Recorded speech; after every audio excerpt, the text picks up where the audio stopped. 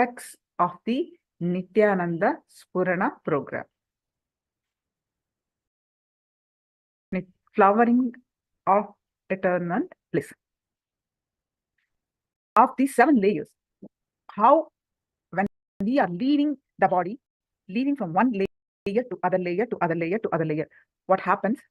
What emotions we go through? We learn all that. So we are going to learn briefly. We are going to learn each layer and what emotion we go through, and the meditation related to that layer we'll be doing for the rest of the day. Now we'll be learning about the physical layer. The first layer, the physical body, a physical layer.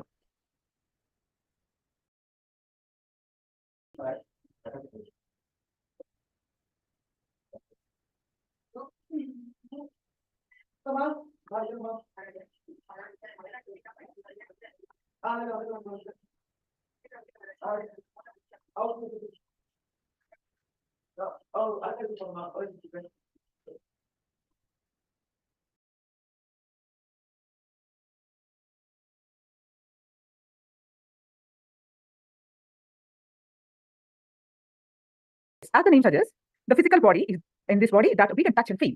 The physical body is what makes us feel physical pain and suffering on the physical plane. So we start working on the 7 layers. First, we'll start with the physical body. There are 3 things that we are going to do. One is balancing the body. Second is erasing the body consciousness to outer line of your body from your mind. And the third is just merging the physical body back to energy. The physical body is more like a matter right now. We see it as a grass form, more of a matter. It will be merged and it will be put inside energy. Why are we supposed to balance the body? Unless you balance your body, your mind will be continuously in the body. There is a beautiful saying by Patanjali. Sthiram Sukham Asanam. Meaning, Patanjali is a great enlightened master from India known for his yoga science. The meaning of these words can be interpreted to mean when the shoe fits, the feet are forgotten. When the belt fits, the belly is forgotten. Or when the chain fits, the neck is forgotten. Or when the ring fits, the finger is forgotten. If the ring doesn't fit, will you be continuously remembering the finger? Will you not? So, if the chain doesn't fit, you will continuously be remembering the neck. If the shoe doesn't fit, it is either too tight or too loose. You will be continuously remembering the feet, isn't it?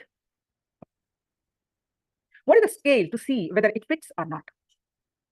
If you have forgotten the feet, you can be sure the shoe fits.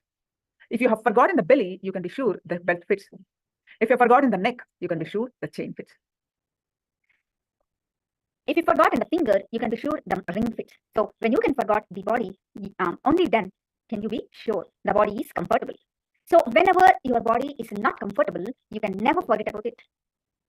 Are you getting the click? Whenever your body is not comfortable, you can never forget about it. If you are not remembering your body in any way, it means that you are comfortable in it.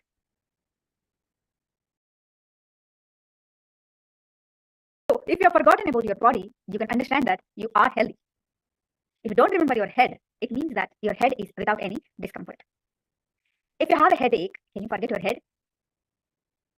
No. So that's why spouses always give headaches to each other so that you will not forget them. If some part of the body troubles you, you will never be able to forget that part, isn't it? So if you forget that part, what does that mean? It means that you are not having any trouble with that part, that's all. If the body is healthy, you forget about it. We can also say when you forget the body, it becomes comfortable automatically.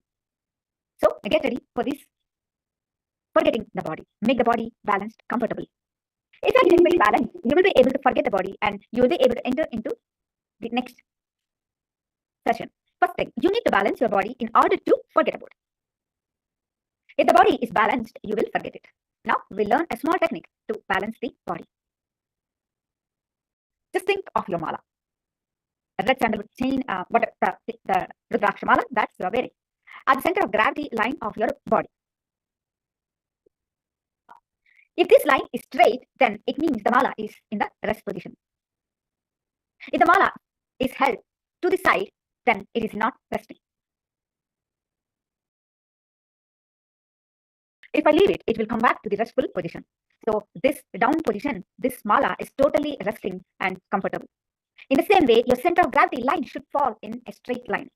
If it falls, so you will be totally comfortable in your body. So you'll be able to forget the body. So let's understand this. Just sit cross-legged on a mat with the right leg on your left thigh. If you can't sit on the ground, then sit on the chair. Leg on your right leg on your left thigh. Your leg should be seen.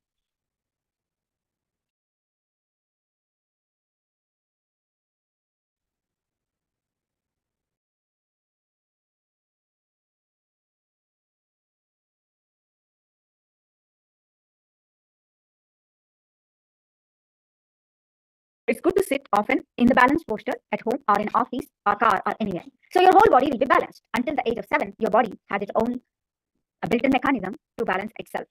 Once you have grown into society, you forget the original balancing technique. Now, I'm just giving you the original balancing technique back to humanity. Actually, it is going to take Only 5 minutes. Sit with the right leg on the left side.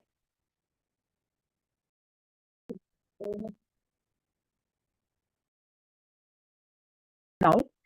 With your right leg on the left thigh. Now, first thing, for one moment, lean forward slightly and put your whole body weight in front of you. Lean forward slightly and put your whole body's weight in front of you and feel the weight of the body. You completely lean forward. Naturally, You will feel the whole body is being pulled by gravity. The whole body you are putting in when you are leaning down. Now, you feel the weight of that, weight of your body?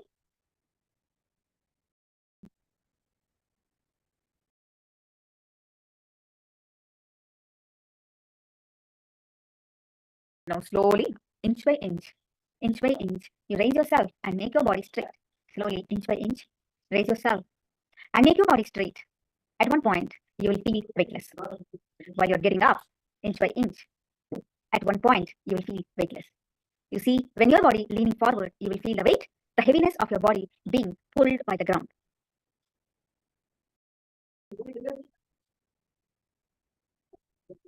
Step by step, very slowly, in leaning backward to midpoint, you will see that gravity becoming less. At one point, you will feel totally weightless. That's the line in which your center of gravity falls in a straight line. Now, very slowly, lean backward and feel your weight again. Then slowly, bring yourself back to the straight position again. At one point, you feel totally weightless.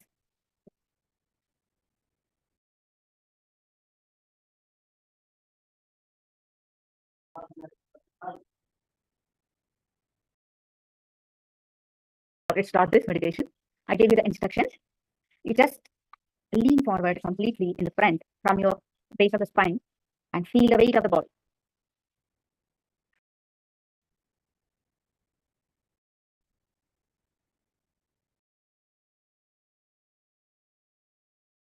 Now slowly, Raise yourself and make your body straight at one point, but you have to raise yourself inch by inch. Now, you can't just get up like this. Slowly, you have to raise yourself backwards. At one point, you feel weightless. When your body is totally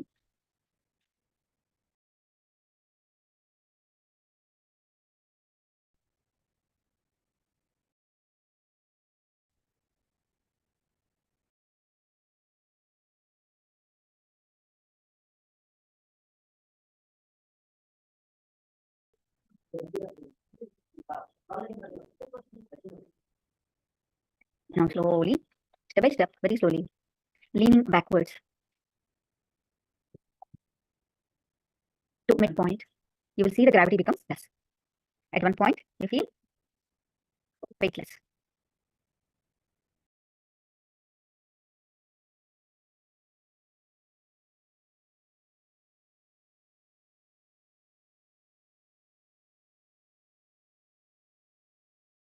you can do one more time. Please do this one more time.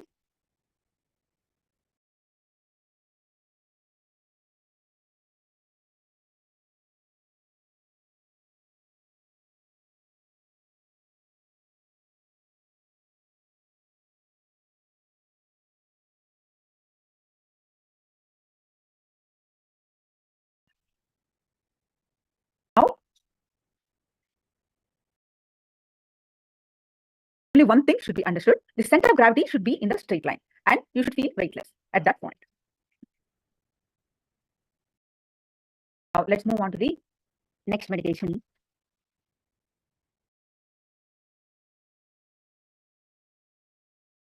And I just listen to the instructions, then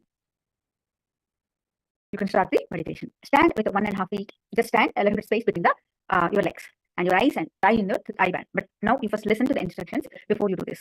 Okay? Inhale and exhale slowly. Okay, so tie your eye band and stand in front of the computer.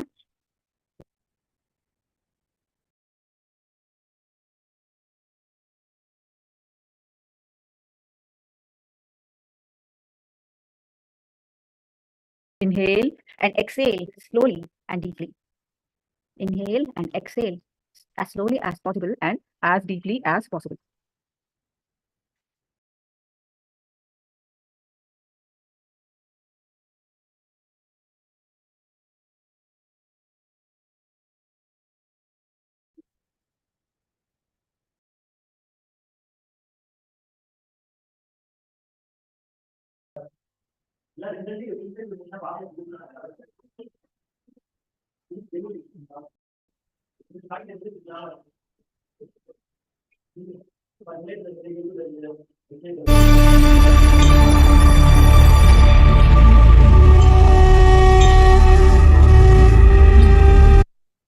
Now concentrate.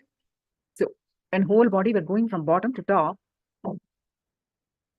squeezing. Concentrate on your feet. Forget all the other parts. Tense your feet. Tense your feet. Visualize your body as a beanbag. Your feet is just a beanbag. Tense your feet as intensely as possible with your mind. Tense physically, just tense as intensely as possible. Next 2 minutes, tense your muscle, your feet. Your feet is a beanbag.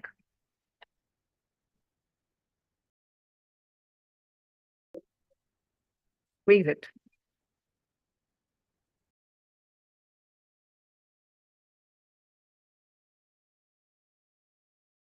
Now relax the feet completely. Next, tense your calf muscles as intensely as possible. Relax after 2 minutes. Like that, you tense your knees, tense your thighs, tense your hips, tense your stomach, tense your back, tense your chest, tense your neck, tense your feet, tense your hands, tense your face.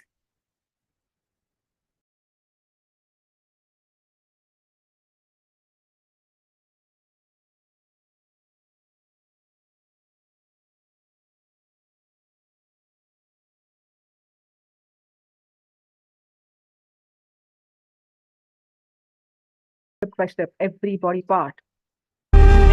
Visualize that body part is the beanbag. When you're working on the specific body part, remember only that part, rest of the body parts you forget. And that body part, visualize it as a beanbag and squeeze it, tense it. After some time, release it. Like this, from bottom feet to top of your head, body part by body part, you squeeze your body part and relax it.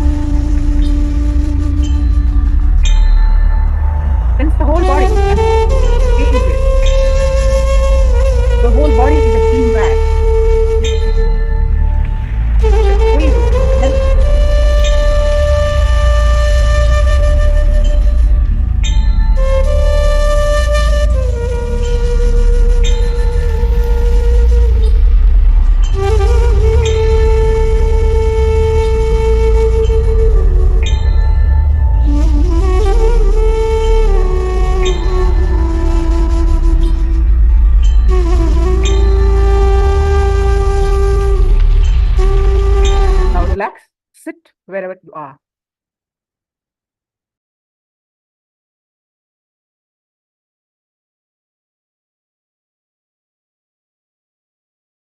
Now, this meditation is not done.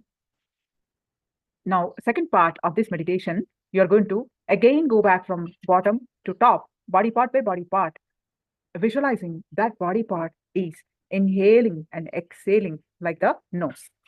How you breathe in and out air, and the prana goes in, the life energy goes in through the nostrils. Your whole body, you are going to breathe in and breathe out.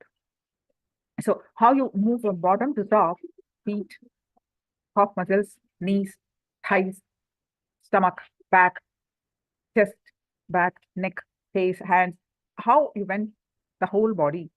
Again, you just come from bottom to top. This time, visualizing that body part is inhaling and exhaling, vibrating the energy. So let's start. It's not done, the meditation. One more step is there.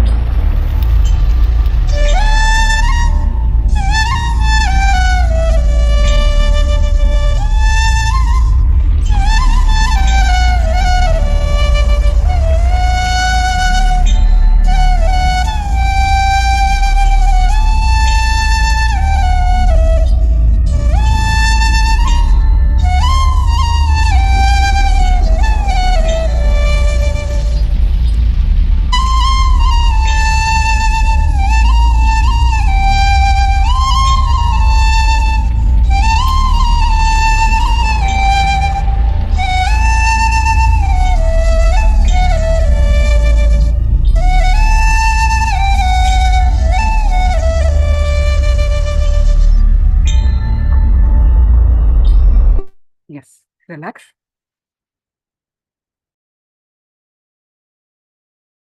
Now open your eyes, remove your eye band and open your eyes.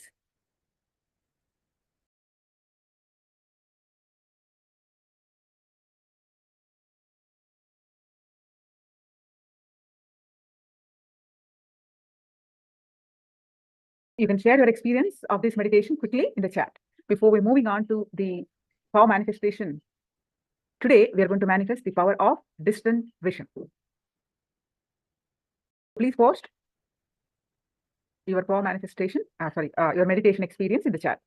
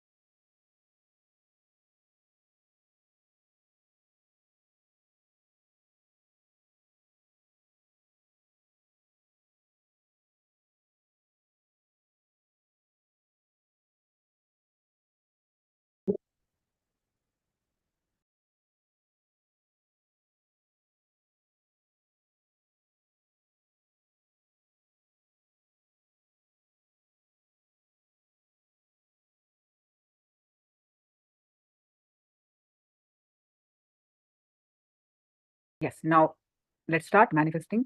Okay, so some of the comments: felt relaxed after releasing stress and tension. Wonderful. You can do this every day, ma.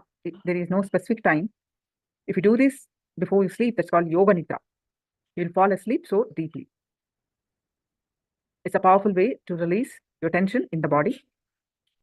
So you can do this meditation every day. It only actually we are learning today. We did it a little time, but you can do this meditation just in few minutes. All right. So now we are going to do the third eye. Distant vision. Power manifestation of distant vision.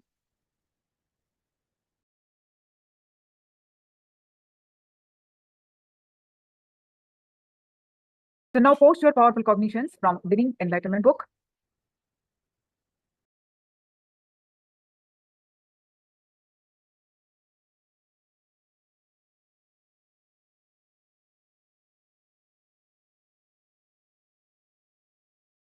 Post your powerful cognitions from Living Enlightenment book.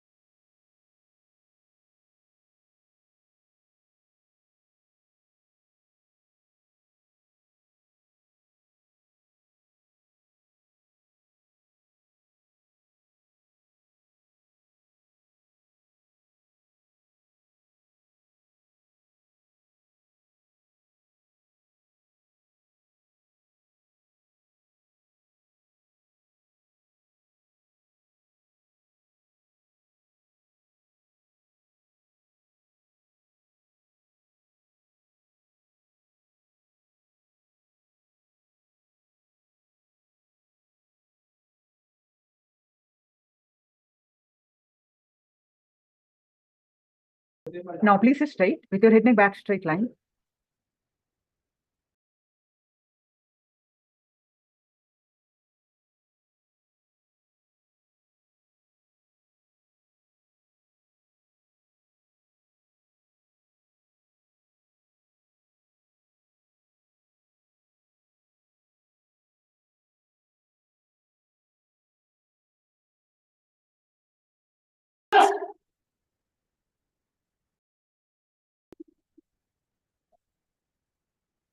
Visualize Swamiji's form in your third eye.